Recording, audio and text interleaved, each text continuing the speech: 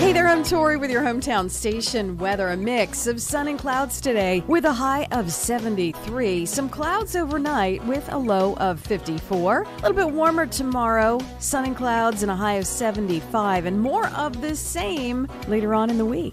Sign up now for Safety Town Education Summer Camp for kids. 3 camp sessions are available at Charles Helmers Elementary School in Valencia. For more information, go to hometownstation.com.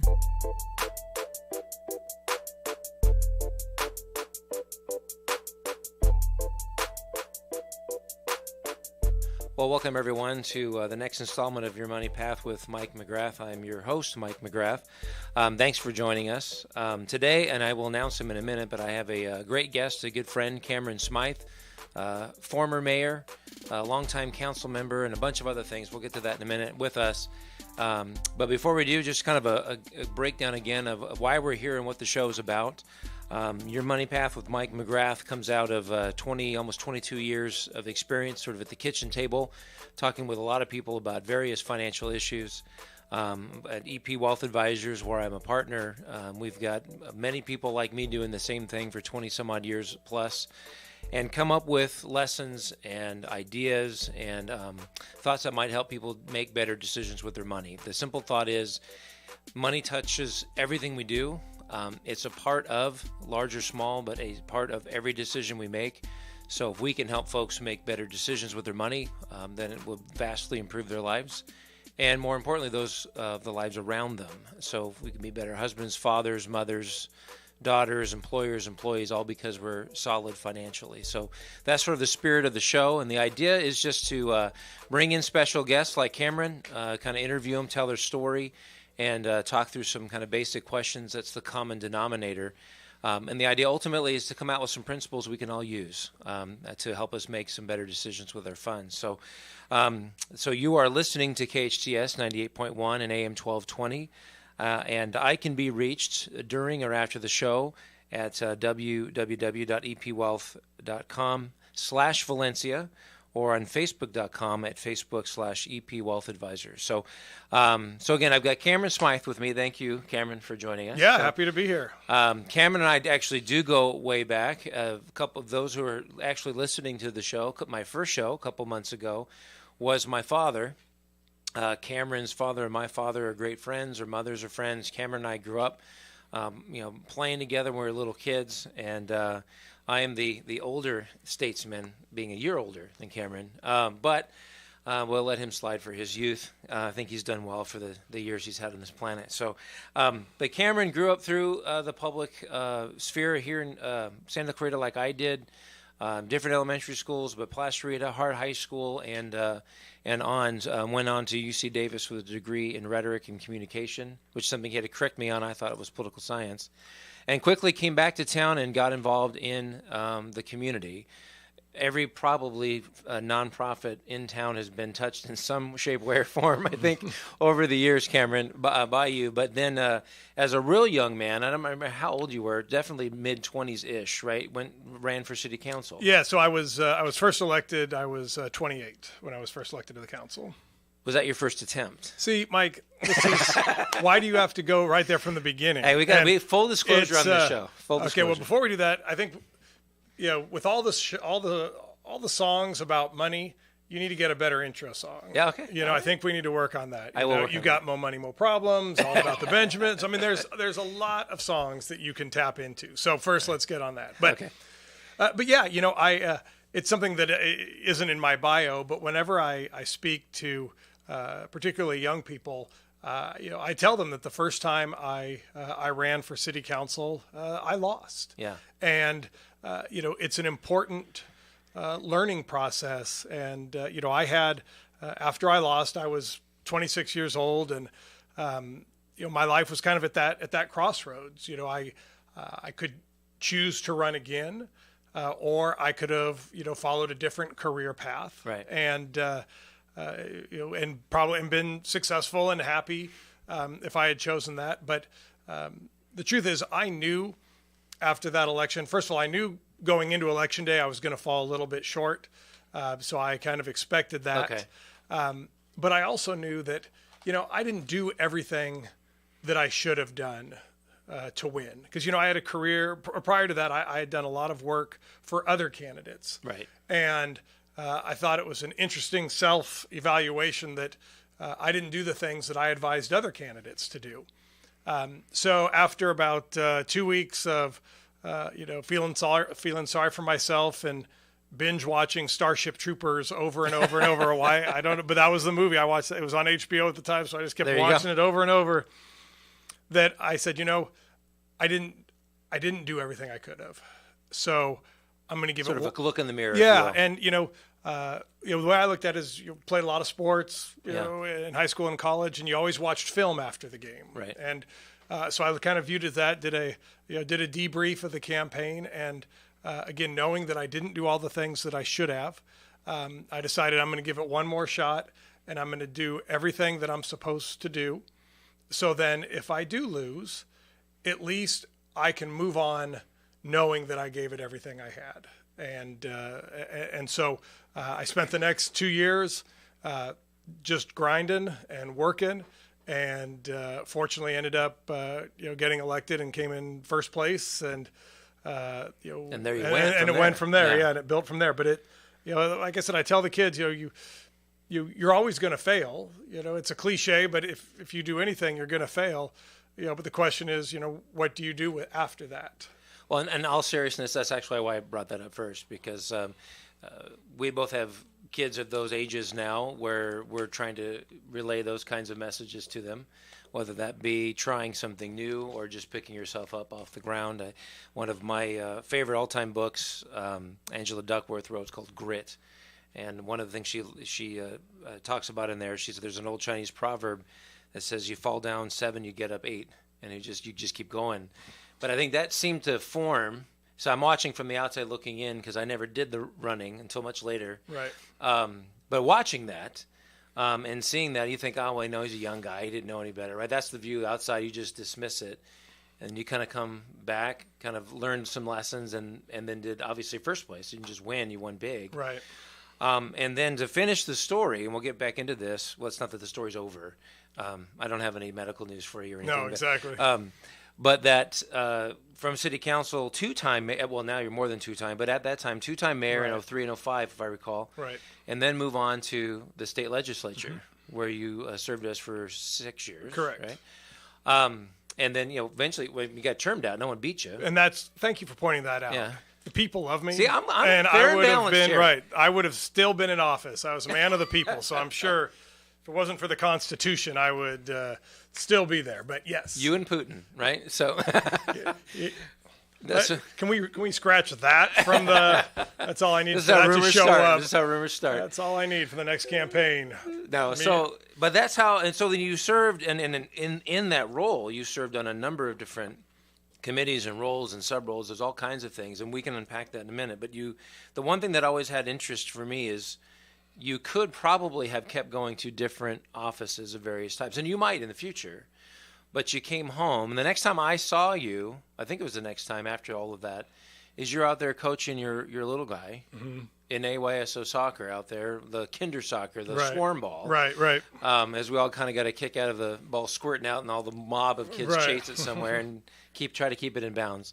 So you came back for that because some of the things that I talk about with clients all the time, my clients talk about this with clients we talk to, and this is true with grandparents as well as with parents, but is trying to find a match between whatever means, whether it's income or wealth that you have, to that to what's really important. And everyone would define that a little bit differently. But I kind of watching this, okay, here's someone who could have just kept going, but I don't know if you want to call it a pause or a setback or what do you want to call it, but you kind of pulled away, and you got if you will, a regular job, and I mean that only in the sense of not an elected job. Correct. And then, of course, you got back involved in city council. Last year, again, was the mayor. So you're still involved in those things, but you came back. So that's some of the story I thought when I was thinking of who would be great guests. All of the accomplishments you have are there, and, I mean, your resume is awesome, but I think the thing that stands out, to a lot of people the most is what you didn't do, at least at that time. And, again, you could Who knows? 2020. I don't know if anyone's listening, but we could try a presidential campaign. Yeah, Let's exactly. go for it. Why not? But the idea being that you pulled that out. So maybe tell me what went into that decision with you and Lena and how you went about that. Sure. There were several factors. I think the most important was obviously my kids. When I was first elected to the assembly, my boys were 3 and 9 months old, and being gone 100 nights a year, and then when I'm home, I'm still out, right. Doing the events. I was missing a lot, and it was getting tough. And then we had our daughter in 2010 when I was in the legislature, and so here I was again traveling back and forth to Sacramento, right. With 3 kids, little, all of them under 7, and trying to have any kind of life balance was just not happening. Right. And admittedly, we ended up that 2012 was the first election with the new boundaries. So every 10 years there's a census, right. And with the census there's a redistricting process of all right. legislative seats. And so as I was terming out of the assembly, there was a Senate seat that there was an opportunity, but looking at the map and looking at the math, it would have been a tough go. Okay. And I felt that it was a good time then for me to step back and kind of reconnect. And because it was tough. I mean, as you can imagine, being a single mom, with 3 kids all under the age of 7. Yeah. It wasn't easy. And so I think at that point I felt like it was a good time for me to take a break. I was termed out. There were new districts being drawn. Right. And the writing was on the wall on a number of levels, I guess. I was fortunate that I had a job opportunity in the private sector. So I felt, this is a good time for me to step back, come back to Santa Clarita, be a better dad, be a better husband, and reevaluate. But I never lost my heart to serve. Okay. And I think that was important, that I never said, that I'm done with elected office. That was right. that was it. But I also, if you had told me when I left the legislature in 2012 that 4 years later I'd be running for the city council again, I would have never thought that. I said, no, I'm going to be looking at Congress. There may be another Senate seat that opens up. But I've learned in life to just be open. Yeah. And if you're a person of faith, you know that you just kind of let and see if God puts something on your heart, and and be open to that. And after a couple of years, kind of getting getting stabilized at home and working on my private sector job, getting that kind of balanced. Some folks approached me about my future and possible city council. Right. It seemed that has been a perfect fit. Because you're still here, you're not flying up to Sacramento. I'm still able to work my regular 9 to 5, but I'm still serving by being on the council, and most importantly, I'm able to still be home. Yeah, right. And be a parent. And now, like you, my dad was the best example for me in terms of leadership and giving back and service. And when I was in the legislature, my kids didn't really know what I did. Yeah. I'm like, well, I voted no a lot. I changed this code section of, right. But now, they can see what I'm doing. Yeah. And they can see the benefits. Right. They're, my son, whenever he's practicing at Central Park, hey, this is what we're doing. When they go to the aquatic center, this is something we built. And those are things that, help me be excited about what I'm doing. And so I can show my kids that I am serving. And when I am gone, here's what I'm doing, and it's benefiting you. Yeah. Well, on a side sort of bar with your dad, remember, he had retired right before my dad. And for those listening don't know, Dr. Smyth, Cameron's father, was superintendent of the Heart District For, I don't know how many years was he in that role. So he was there from 20-something years. Almost 76 to 92. Okay.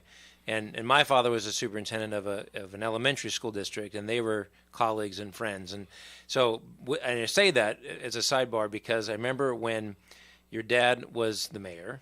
Okay, so the first Smyth mayor. Right. And I asked my dad, who had just retired, so this was 97, he'd been mayor for a little bit. I said, Dad, what would you ever consider doing that?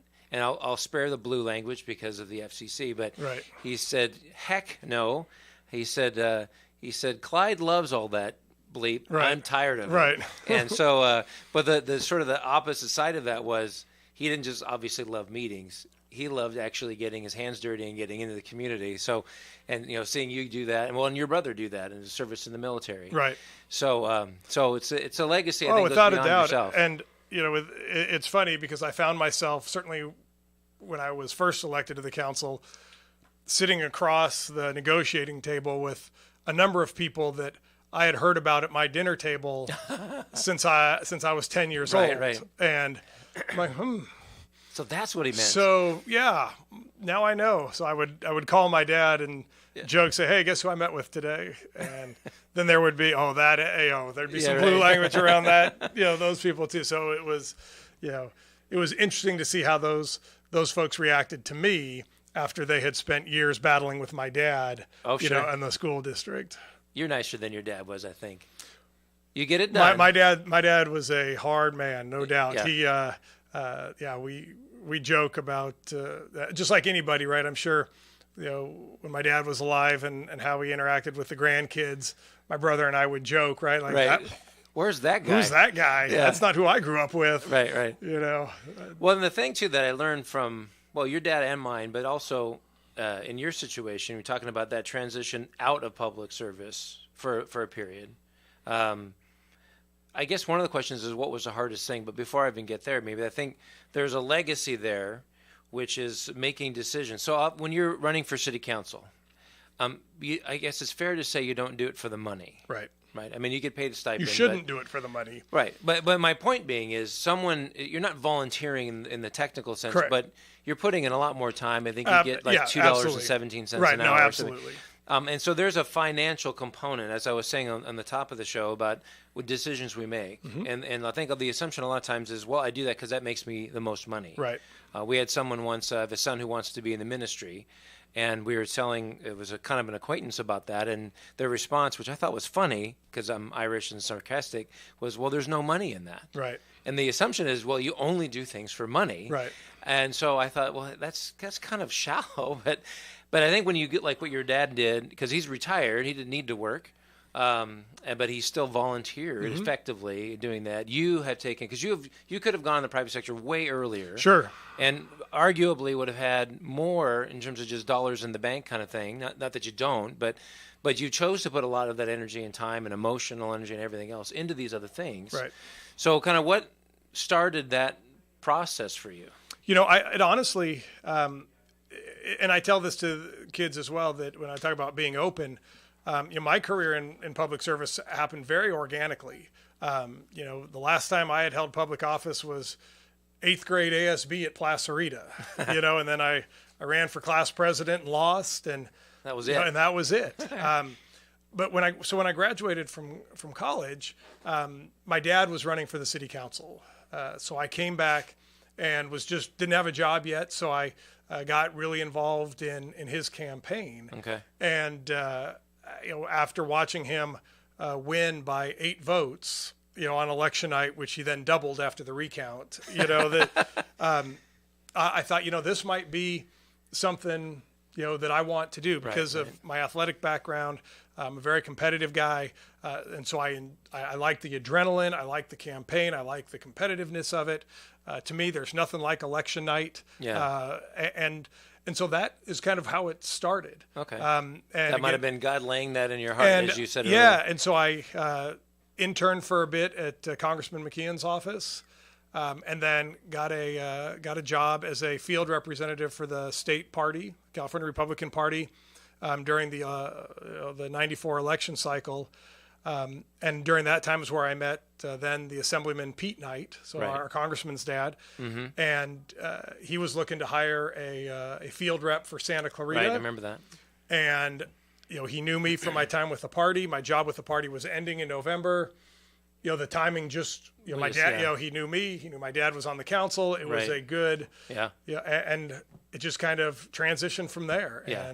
And from there, I just ended up following that path. But again, it was nothing that I had intended. Like you said, I didn't major in poli-sci. I only majored in rhetoric because I was playing football, and the NC2A requires you to declare a major by your junior year to remain eligible. And it's like, well, I had enough credits in that, and that was a broad enough major that I could still do it and not lock myself into a career that I wasn't ready for. So again, it just all kind of happened, organically, and I guess that's what I tell kids: just be open, because you never know what's going to happen. Right.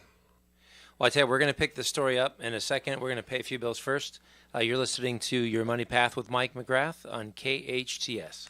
Lots of people can build websites, but there's one Santa Clarita company that specializes in designing websites for your business. Small Dog Creative. The Small Dog Creative team is made up of local designers who are hands-on. Their talented team of experts build premium websites and redefine branding. Small Dog Creative doesn't just build websites. They'll upgrade your business's online presence and turn your business into a powerful online brand. Small Dog Creative, Santa Clarita's most innovative web and design company. SmallDogCreative.com. La Esmeralda is home to truly authentic Mexican food. This family-owned restaurant prides itself on its fresh-to-order menu. Even the tortillas are made in-house. If you have a taste for sizzling fajitas, flautas, or menudo, you have to try La Esmeralda's Mexican and seafood restaurant. Dine in or order out for the most authentic Mexican food Santa Clarita has to offer. Their Taco Tuesday, it'll turn you into a regular. La Esmeralda on Bouquet at Haskell. The best live theater can be found right here in the Santa Clarita Valley. The Canyon Theater Guild has been entertaining audiences for decades with top quality musicals and plays. Located on Main Street in Old Town Newhall, CTG also offers workshops for the young actor in your family. For more information, call the box office at 799-2702 or go online to canyontheater.org. Men, are you feeling tired, stressed, or just don't have the energy you used to? Did you know this could be related to decreased testosterone levels? Luckily, there's a safe, effective solution. Weeder Prime helps support healthy testosterone levels with clinically tested key ingredients. Just 2 capsules of Weeder Prime each day can help change your mood, energy, focus, body fat, and lean muscle. Feel the way you felt 10, 20, even 30 years ago. Rediscover your Prime with Weeder Prime. To find a retailer near you, visit WeederPrime.com. That's WEIDER Prime.com. KHTS, your hometown station.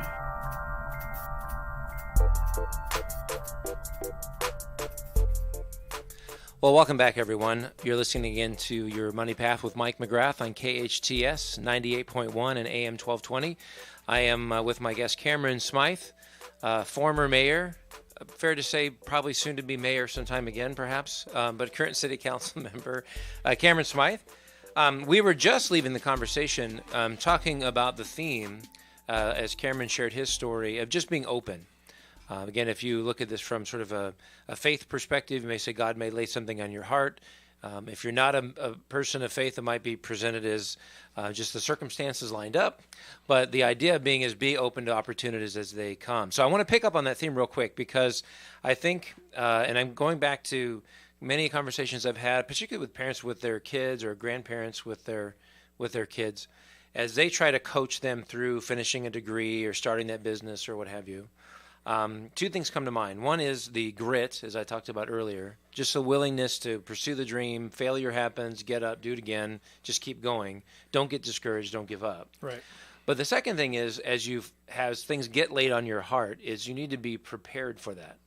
So if somehow I got a phone call from the LA Lakers and they said, we want you to come out and play power forward, that's great. I'm not really prepared for that. So being that I'm not tall enough, fast enough, or athletic enough. So, extreme example, but so when you're going to school, you got the degree that gave you enough broad background so that it applied to enough things. And so when the thing kind of hits you, right, watching your dad in his campaign there, you had at least a preparation to at least take a shot at it. Right. And the shot didn't work the first Nope. time. And that probably prepared you for the next time around, which then prepared you for a lot more. Yeah. I mean, not undefeated, but, No, well, and 9 look, out of 10 or whatever it is, it's not bad. No, and I think, obviously you look back at it, and I was absolutely not prepared at 26 years old, Right. and the kind of the hubris to jump in. Now that being said, I mean, I came in fourth for 3 spots behind. It was close. Behind Joanne Darcy, who been on the original council Matriarch member of the town, yeah. and the Lorene West and Frank Ferry, both of whom had run previously and had lost. Santa Clarita has kind of that history of kind of wanting to test you as a candidate, and do you really want it? Okay. And you had seen a number of candidates that had lost, and then ended up getting elected as they came back, and Okay. That was kind of the circumstance that that I found myself in, and it may have been different if I had finished 12th or Right. I may Out have of said, 10. well, yeah, exactly. I'm like, maybe I should. Maybe this isn't for me. Okay. And I think it's also important to have the preparation. It helps give you kind of the courage to jump in. I mean, it's a risk. Yeah. To get out there and decide I'm going to run for office, or in your case that I'm going to invest, into this You have to have path some faith in the future here. a little bit, but you also have to know when to pull the plug. Like I said, I chose not to run for the Senate because I may have won, but the reality was it was a presidential year. It was a Democrat majority seat, and the Dems were going to probably spend $5 million because it was the number one priority seat. That was going to be a 2/3 control of the Senate, and they were going to probably dump $5 million, into pounding me. Right. And I knew that's not what I wanted. Okay. I knew that if I wanted to go back, it was a good time to step away while everybody has a good feeling about the work I did. I'm positive about it instead of, $5 million can do a lot of damage to your reputation. That's true. And so if you really want to risk that, you got to make sure that your heart is all in. And at that point, I wasn't. I always appreciate about my dad that he did one term, and that was it on the council. He wanted to do it. He certainly would have been reelected had he run again, but he wanted to just do the one term. And I always think it's better to step out too soon. Right. That not everyone can go out like John Elway, Right. Winning back-to-back Super Bowls, right? Like that's very rare. Most people go out like Michael Jordan, playing for the Wizards, Right. Missing a dunk, like that's how most people go out. And you see that in politics as well. Right. People their heart's not in it, but they're not ready to give it up. Right. Sort of, I do this because I've always done it this way. That kind of And then you mentality. lose. And, Yeah. you owe it to the people that have supported you. If you're going to run, you owe it to them to be all in. And if your heart's not all in it, Yeah. you need to step down so someone else can. Yeah. Because you're asking people to donate their money to you, to invest their time, to volunteer, to, Right. maybe go against their neighbors to support you. Yeah. But if your heart's not in it, you're doing them a disservice. Understood. So. Well, and I think as you talk about deciding not to do something like run, you opened the door for other things. Absolutely. Right? So you got the opportunity to go in the private sector. Right.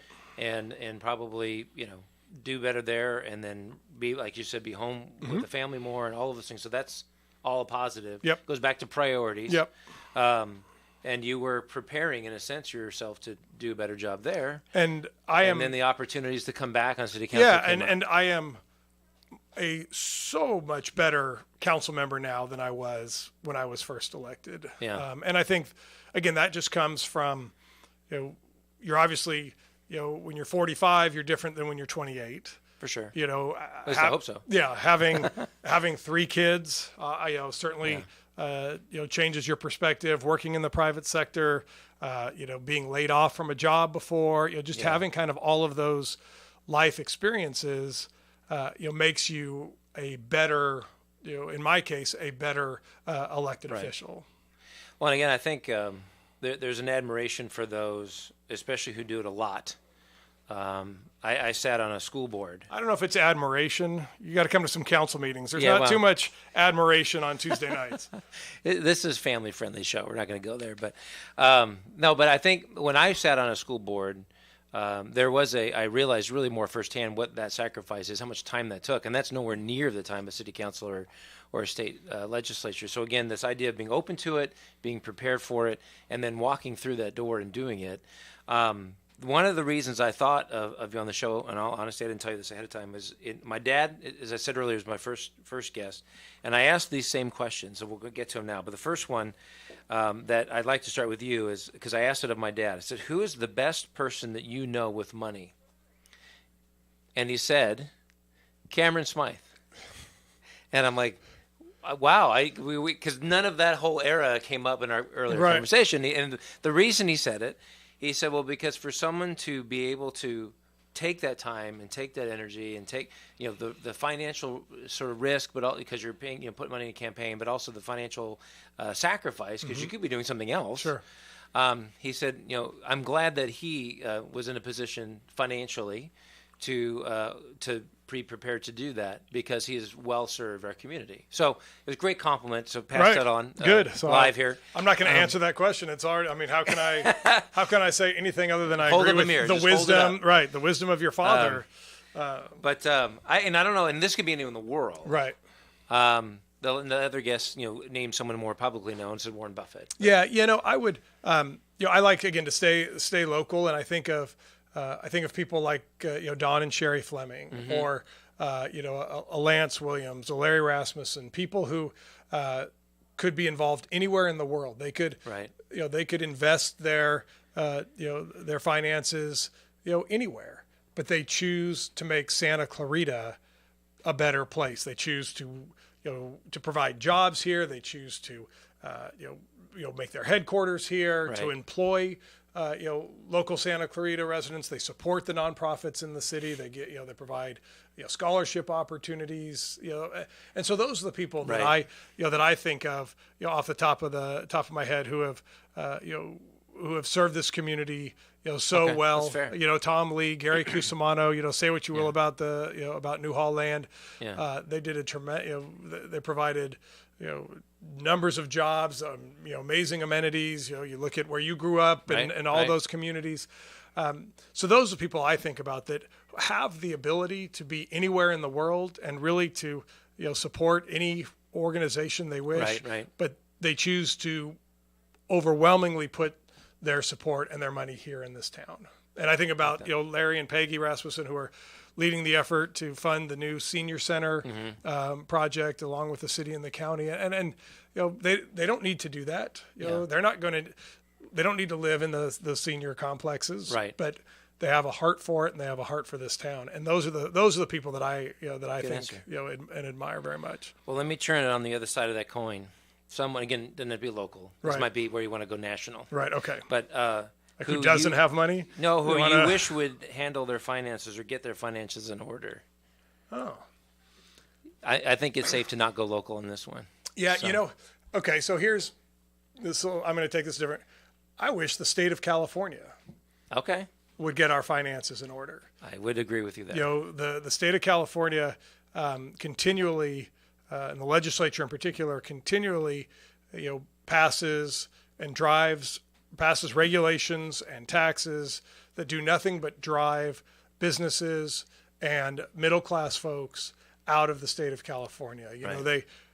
Nevada and the governor of Nevada and Texas and Arizona used to joke that the California legislature was their economic development arm. They didn't need their own EDD department, economic development arm. They just wait for the legislature in California to pass, some more, crazy bills and that would just drive businesses to them. And and you just look at, people like, I always think like Serena and Venus Williams, Tiger Woods. Yeah.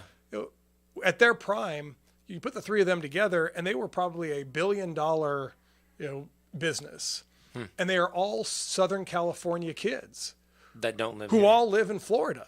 Yeah. And they grew up in Compton and Cerritos, and they took their business and their resources to Florida. And you can't tell me that part of that was not for business reasons. Right. And you see that with executives from Silicon Valley. Right. They cash out or they move first and then they cash out. Right.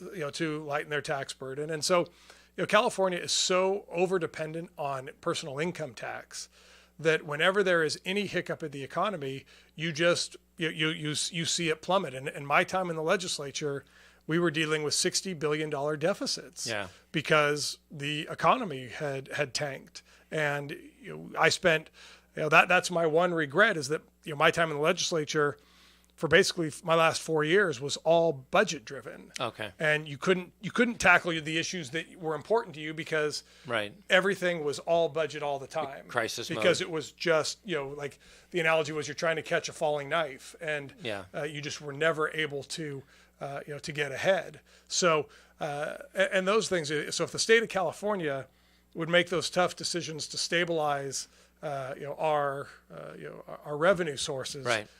The state would be in a better place. Sounds like someone needs to run for state senate. I'm just saying. Yeah, exactly. We got a good one right now. Scott does a good job. So we've got some good ones up there fighting, but it's a tough go. So think about this a little bit more personally then. Maybe, and you may have touched on one already, but is there a financial decision that you as a family now have made that you wish you could take back? I don't know. Yes. I would say we purchased a condo in Sacramento. Okay. And when you were when I was there, okay. right? So we purchased it in 2007 as housing prices had started to drop. It had peaked in 2006, so I rented an apartment. Yeah. And then we purchased one in 2007. Got what we thought was a good deal. And then in 2008, as the economy fell apart, the legislature reduced our pay. My pay was cut by 30%. Oh, wow. We had a third kid coming. Right. And I was upside down on our condo, and it was, we weren't sure how, we were going to be able to handle it. Yeah. I didn't want to walk away or get foreclosed on it, but I thought, boy, if we hadn't purchased that, I could have gotten a room with a couple other members, right? And instead of paying $1,500-$1,800 a month, I could be paying $500, right. But we were locked in. So I would say that was a decision that if I had a little more experience and maybe had thought a little bit more, I would have seen that when I bought it, we were not at the bottom, right? And we had a long way to go, and so I. Now that being said, we kind of rode it out, and we still have that condo, okay. And it's been, we've been renting it out. Still, the rent doesn't cover the mortgage yet, okay. but let's short the bleeding up. We're getting there, yeah. But I think so. If I had any thought on that, we would have not done that. Okay.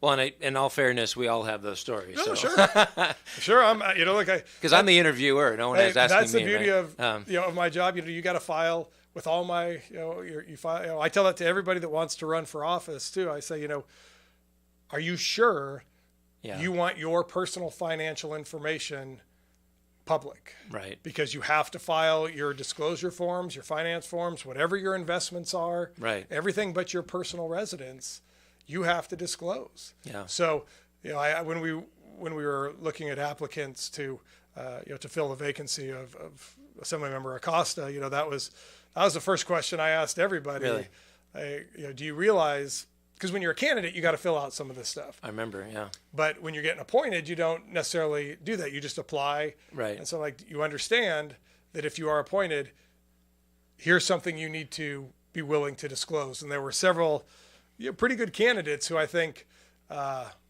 weren't exactly comfortable disclosing that. And it's just so anything I'm telling you isn't public, already out there for public knowledge. Yeah. So. Well, and I think, again, as you're talking, I'm relaying it to many conversations I have with clients or folks who just get referred to me. But I think kind of to the top of the page, if you will, the idea of being ready and open. I've had one, it was a child of a client who really, really wanted to be a poet. there was talent. Okay, so it wasn't just kind of because I don't want to work. No. It was a legit thing. But so the conversation was, that's great, but you need to understand this likely will be your life. Like you're not going to be living in Bel Air anytime soon, Right. kind of a thing. That you may have, maybe 2 nickels, but no more to rub together. Right. And if you're okay with that, as at least for a period of time, then yeah, go for it. Right. So it kind of speaks to this idea. Okay, be prepared for it, be ready for it. Get involved with what you need to get involved with, whether that be the willingness to disclose or prepared for the, if you will, I always call it the downside. I tell clients every time you make a financial decision, you need to have your eyes wide open. I need to know what the possibilities are. So maybe like in that situation with the house, you couldn't have known all that was going to happen. You know in 2008 that was going to happen. Right. But you may have had a situation, looking in hindsight, well, maybe if we thought it through a little bit more, we would have built in more contingencies or something. You don't know that now, Right. then, but you now know it, so you go back. So you learn. So Right, because we thought we were in good shape because, when we looked in late 06, we thought things were slowing down, and a year later, they were giving it away. Yeah. The price had dropped over, almost a third. Hey, 2 years of HOA. Please, ouch, take this. And we thought, and that's the irony. At the time, we thought we got a great deal, and we knew it would drop a little bit, but again, you didn't know. But we wrote it out, made it work, and right. Eventually, there's a difference between a foolish mistake and an honest mistake. Right. That was an honest, and it's not even call it a mistake, No. really. But thank the you. foolish is the foolish is I'll have folks. That I tell didn't me come on that- the show to have my mistakes highlighted, Mike. I've had folks like Bitcoin. Mm-hmm. But everything, hey, what do you guys think of Bitcoin? I'm like, it's a fool's errand. I mean, Right. just forget it. And then they'll go on and go on and go on, and then of course they get hurt, and then they come back. And so that's a foolish thing. Now, if you learn from it, that's great. You won't Right. make the mistake again. But there's a difference between that and just going forward. I think the difference is when you invest, when you guys invested in that, it was under the broad umbrella of this is our life, this is what is important to us, this is part of me being here. Right. So this makes some sense. Right, So- because the what we did is Lena and the kids would come up for 1 week a month. Okay. So we didn't want to rent a room with a bunch of legislators. Right. So we got that with the idea that she and the kids would be up and they'd have a place, and Right. and so we did that and we made it work. But again, once the economy fell and then my older son started kindergarten. Right. I was it was.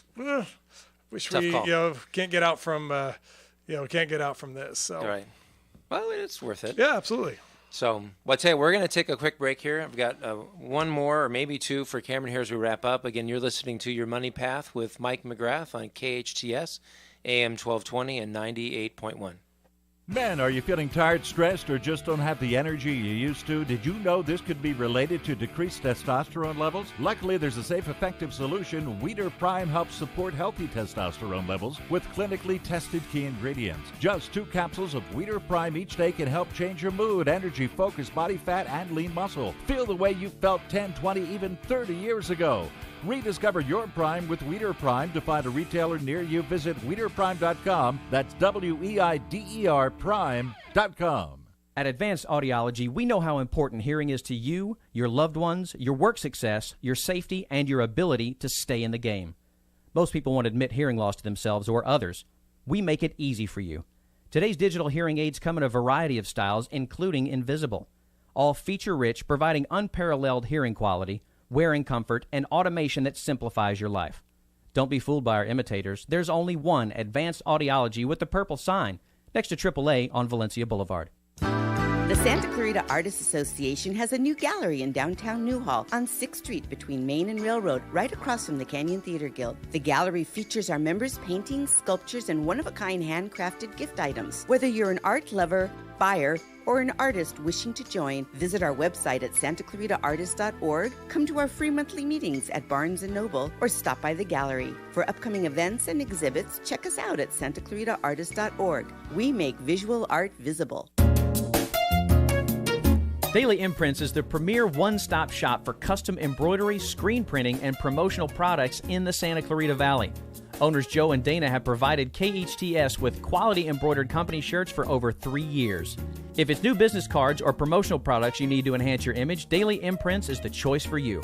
Located on Lyons Avenue, stop by or call today, 661-678-0508. Your hometown station, KHTS.